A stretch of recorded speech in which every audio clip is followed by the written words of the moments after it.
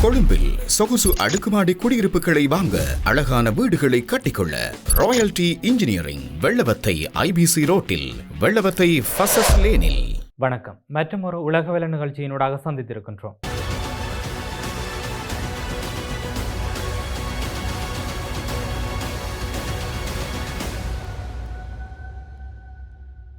மத்திய கிழக்கில் தொடரும் பதற்றம் அமெரிக்க ஈரான் பேச்சுவார்த்தைகளில் புதிய திருப்பங்களை ஏற்படுத்தியுள்ளன. ட்ரம்பின் கருத்துக்கள் பேச்சுவார்த்தைகளை பாதித்ததாக ஈரான் குற்றம் சாட்டியுள்ளது.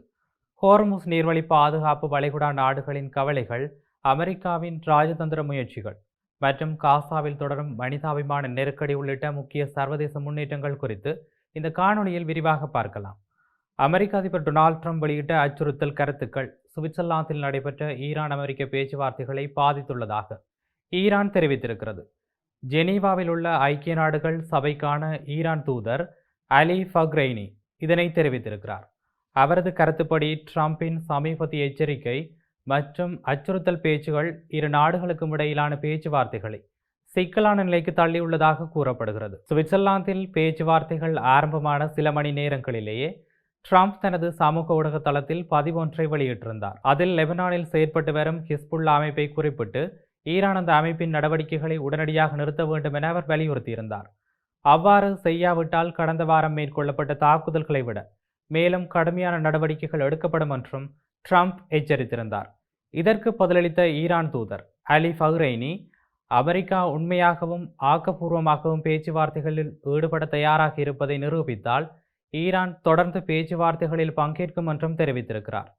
மேலும் அணுசக்தி விவகாரம் தொடர்பான முக்கிய பேச்சுக்களுக்கு முன்னதாக இருதரப்பும் புரிந்துணர்வு ஒப்பந்தத்தின் அனைத்து அம்சங்களிலும் உடன்பாட்டை எட்ட முயற்சித்து வருவதாகவும் அவர் குறிப்பிட்டிருக்கிறார்.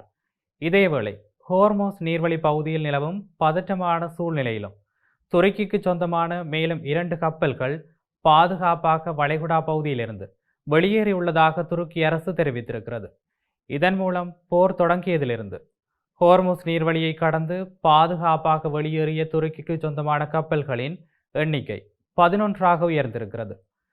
துருக்கியின் போக்குவரத்து மற்றும் உள்கட்டமைப்பு அமைச்சர் அப்துல் காதிர் உரலோக்கு ஹோர்முஸ் நீர்வழி மற்றும் வளைகுடா பகுதியில் நடைபெறும் அனைத்து நிகழ்வுகளையும் துருக்கி அரசு தொடர்ந்து உன்னிப்பாக கண்காணித்து வருவதாக தெரிவித்திருக்கிறார்.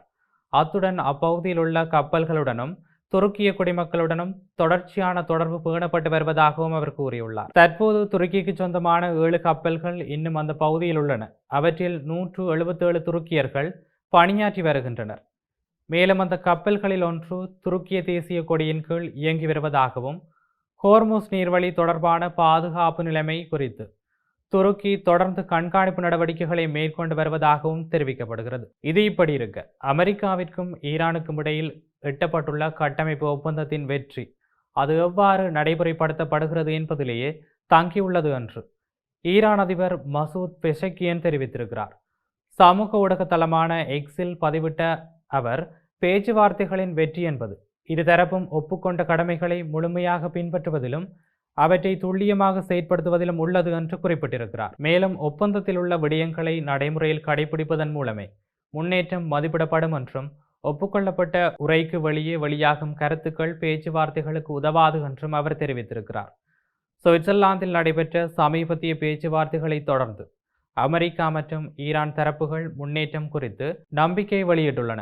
எனினும் ஈரானின் அணுசக்தி நிலையங்களை ஆய்வு செய்யும் சர்வதேச அணுசக்தி முகமை அதிகாரிகளின் பங்கு குறித்து இரு தரப்பினரிடையே இன்றும் கருத்து வேறுபாடுகள் காணப்படுகின்றன. இந்நிலையில் நீடித்து வரும் பதற்றத்திற்கு ராஜதந்திர ரீதியான தீர்வை எட்டும் முயற்சிகள் தொடரும் நிலையில் பல மாதங்களாக அமெரிக்கா மற்றும் ஈரான் இடையிலான பேச்சுவார்த்தைகளில் மத்தியஸ்தராக செயற்பட்டு வரும் பாகிஸ்தானுக்கு ஈரான் அதிபர் மசூத் பெஷக்கியன் இன்று பயணம் மேற்கொள்ள உள்ளார். இதேவேளை சுவிட்சர்லாந்தில் நடைபெற்ற அமெரிக்கா ஈரான் பேச்சுவார்த்தைகள் சுமார் 90 நிமிடங்கள் நேரடியாக நடைபெற்ற பின்னர் ஈரான் மறைமுக பேச்சுவார்த்தை முறைக்கு மாறியதாக தகவல்கள் வெளியாகியிருந்தன.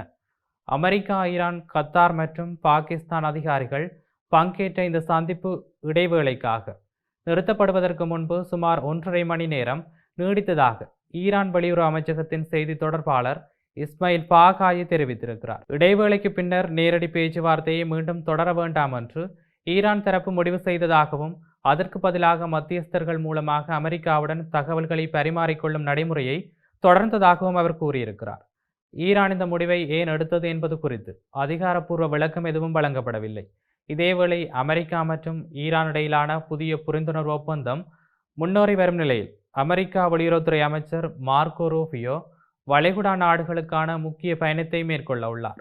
ஈரான் ஒப்பந்தம் குறித்து சந்தேகத்துடன் இருக்கும் ஐக்கிய அரபு அமீரகம், பஹ்ரைன் மற்றும் குவைத் ஆகிய நாடுகளுக்கு இந்த ஒப்பந்தத்தின் நன்மைகளை விளக்குவதே அவரது பயணத்தின் முக்கிய நோக்கமாக கருதப்படுகிறது. சமீபத்திய போரின் போது ஈரானின் தாக்குதல்களால் இந்த நாடுகள் நேரடியாக பாதிக்கப்பட்டிருந்தன. குறிப்பாக குவைத் தனது எண்ணெய் ஏற்றுமதிக்காக ஹோர்மோஸ் ஜலசந்தியை பெரிதும் நம்பியிருப்பதால் அந்த நீர்வழியில் ஏற்படும் எந்த ஒரு இடையூறும் அதன் பொருளாதாரத்திற்கு பெரிய பாதிப்பை ஏற்படுத்தக்கூடும். மேலும் சில அண்டை நாடுகளைப் போல மேம்பட்ட ஏவுகணை பாதுகாப்பு வசதிகள் குவைத்தில் இல்லாததால் ஈரானின் குறுகிய தூர ஏவுகணை தாக்குதல்களுக்கு அது அதிகமாக பாதிக்கப்படக்கூடிய நிலையில் உள்ளது. புதிய அமெரிக்க ஈரான் ஒப்பந்தத்தின் ஒரு பகுதியாக ஹோர்முஸ் ஜலசந்தி வழியாக நடைபெறும் கப்பல் போக்குவரத்தை கண்காணிப்பதில் ஈரானுக்கு ஒரு பங்கு வழங்கப்பட்டுள்ளதாக தெரிவிக்கப்படுகிறது. இந்த ஏற்பாடு வளைகுடா நாடுகளிடையே கூடுதல் கவலையை ஏற்படுத்தியுள்ளது. அதேவேளை ஈரானின் ஏவுகணை திட்டம் குறித்து இந்த ஒப்பந்தத்தில் தெளிவான தீர்வு எதுவும் இடம்பெறவில்லை. இது பல வளைகுடா நாடுகளில் முக்கிய பாதுகாப்பு கவலைகளில் ஒன்றாக உள்ளது. மேலும் ஈரானுக்காக முன்மொழியப்பட்ட 300 பில்லியன் அமெரிக்க டாலர் புனரமைப்பு நிதிக்கும் வளைகுடா நாடுகளின் ஆதரவு தேவைப்படுவதாக கூறப்படுகிறது. எனினும் இந்த நிதி திட்டத்திற்கு வளைகுடா நாடுகள் இன்னும் வெளிப்படையான ஒப்புதலை வழங்கவில்லை. சவுதி அரேபியா இது குறித்து போதுமான விவரங்கள் இல்லை என்று தெரிவித்துள்ள நிலையில் கத்தார் ஆர்வம் காட்டியிருந்தாலும் இதுவரை அதிகாரப்பூர்வ உறுதிமொழி எதையும் வழங்கவில்லை. இதனால் இந்த ஒப்பந்தம் குறித்து வளைகுடா நாடுகளின் நம்பிக்கையை பெறுவது மார்க்கோ ரூபியோக்கு சவாலான பணியாக அமையலாம் என அரசியல் ஆய்வாளர்கள் தெரிவித்திருக்கின்றனர்.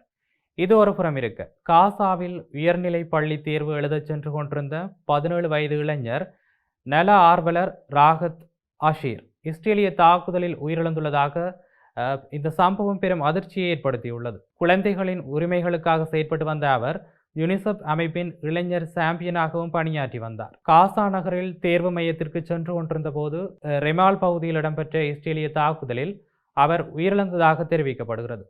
இந்த தாக்குதலில் ஒரு மருத்துவ உதவியாளரும் உயிரிழந்துள்ளதுடன் மேலும் 4 பேர் காயமடைந்துள்ளனர். இந்த சம்பவம் தொடர்பில் இரங்கல் வெளியிட்டுள்ள யுனிசெஃப் ராகத் அஷீர் குழந்தைகளின் பாதுகாப்பிலும் அவர்களின் எதிர்காலத்திலும் ஆழ்ந்த நம்பிக்கை கொண்டிருந்தார் என்று தெரிவித்துள்ளது. மேலும் அவரது குடும்பத்தினருக்கு ஆழ்ந்த அனுதாபங்களை தெரிவித்துள்ள யுனிசெஃப் குழந்தைகளின் மீது தொடர்ச்சியாக நடைபெறும் உயிரிழப்புகள் உடனடியாக நிறுத்தப்பட வேண்டும் என்றும் வலியுறுத்தியுள்ளது. இதற்கிடையில் பாலஸ்தீன சுகாதார அமைச்சின் தகவலின்படி அக்டோபர் 11ஆம் தேதி போர் நிறுத்தம் அமலுக்கு வந்ததாக அறிவிக்கப்பட்ட பின்னரும் காசாவில் குறைந்தது 1024 பேர் உயிரிழந்ததாக தெரிவிக்கப்பட்டுள்ளது. மொத்தத்தில் அமெரிக்கா ஈரான் பேச்சுவார்த்தைகள் ஒரு முக்கிய கட்டத்தை எட்டியிருந்தாலும் அரசியல் நம்பிக்கை குறைபாடு மற்றும் பாதுகாப்பு சவால்கள் இன்னும் நிகழ்கின்றன. வளைகுடா பிராந்தியத்தின் நிலைமை மற்றும் காசாவின் மனிதாபிமான சூழல் உலக அளவில் கவலைக்குரியதாகவே உள்ளது. இது இப்படி இருக்க மேலும் உலக தரத்தில் என்னவெல்லாம் நடக்கப் போகின்றன என்பதை நாமும் பொறுத்திருந்து பார்க்கலாம். மீண்டும் மற்றொரு உலகவல நிகழ்ச்சியினூடாக சந்திக்கலாம். வணக்கம்.